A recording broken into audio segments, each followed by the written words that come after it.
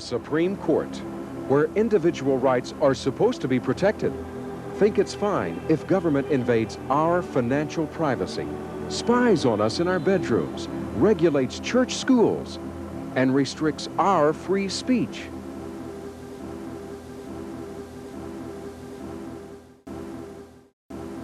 Meanwhile, at the Congress, everything is up for grabs. Everything is up for grabs.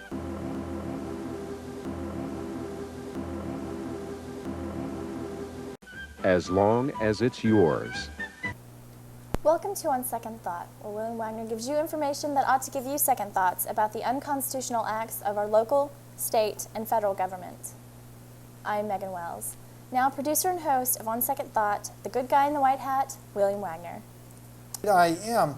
And you are watching On Second Thought here in the Central Coast of California, where we have a guest today, an eyewitness to the Brian Armstrong homicide in a New Hampshire jail facility. And so we're going to get right to that with Mr. Bob Burke. Welcome to On Second Thought, Bob. Thank you, BJ. Now, you came to be an eyewitness to what the coroner's report termed as a homicide. That is correct. At the time of the incident, it was not clear to me what transpired with the inmate that was attacked by a guard.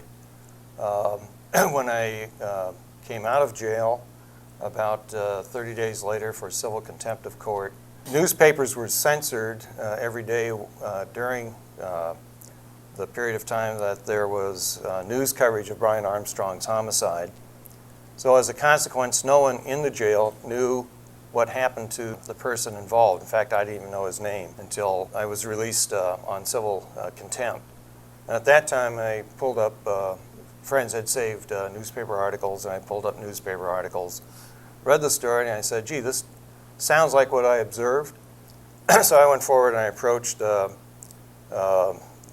New Hampshire Attorney General, Phil McLaughlin, the United States Attorney General for the District of New Hampshire, who at that time I believe was Paul Gagnon, and Mark Zuckerman, who was in the U.S. Attorney General's office also, to come forward as an eyewitness since they were asking for eyewitnesses. A period of time elapsed, about a year and a half before I was ever contacted, interviewed by the New Hampshire Major Crime Unit as to what I observed in terms of Mr. Armstrong's demise. A year and a half, you say? A year and a half transpired? My original contact was within probably the first 2 weeks after release from jail. That doesn't sound like they really wanted to get your testimony. Doesn't sound like you're in a hurry at all. At the time, the story that came out was that Brian Armstrong was died in a section of the jail far separate from where I was located.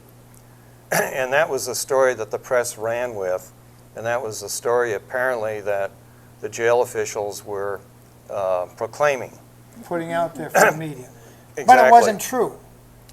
Well, to my mind's eye, it is not true, considering the fact I witnessed an inmate attacked.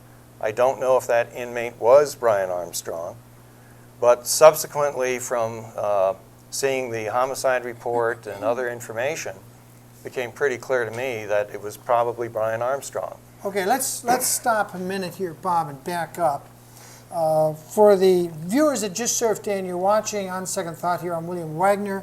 We have a guest today. This is Bob Burke, eyewitness to the homicide that took place in the jail facility called the Valley Street Jail. It's officially known as the Hillsborough County House of Corrections in Manchester, New Hampshire. That's in Manchester, New Hampshire. And this is Megan Wells here, my co-host.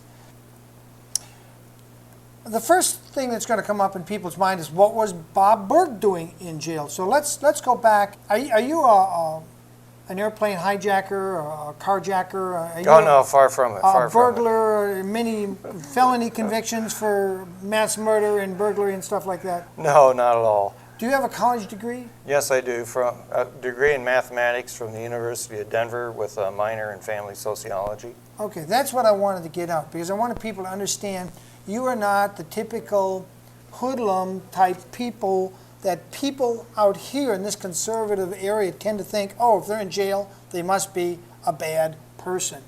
You got a college degree in mathematics, and I took math, This is a tough subject. Math. How far did you go through calculus? Applied calculus? Oh, gosh, I had so many math classes, I hate to count them. All the way up, theory of equations, theory of numbers. You're way the very beyond advanced, calculus. oh, well beyond calculus. Okay. I didn't get past calculus, so you're smarter than me. Well, we've established that. So you got a degree from the University of Denver. You worked for, who did you work for 20 Well, years? I worked for a number of companies in the software products and software systems integration business. Okay. My first job out of college was at the Manned Spacecraft Center in Houston, Texas, where I was part of a team that worked on the simulators that were used to train astronauts. And I did a couple of software projects down at NASA. Later, I worked on software projects as a project manager and as a software engineer at the Goddard Space Flight Center in Greenbelt, Maryland. At the Goddard Space Goddard, Flight Center. Goddard Space Flight Center. Then I moved to Los Angeles in 1970 and worked for a company called Scientific Data Systems, which had been acquired by Xerox and renamed Xerox Data Systems. And I was a software engineer project manager for the creation of several prominent and pace-setting national products.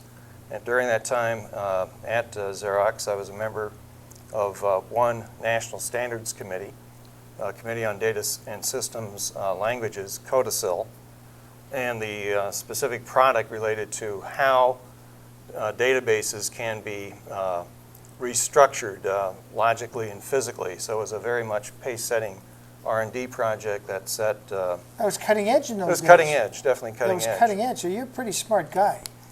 Well, I think I've been fortunate in terms of my career. And you got a pension coming from Honeywell eventually when you decided to activate. Right. In approximately 1975, Xerox decided to exit the computer business, and they gave their computer operations, computer development company to Honeywell.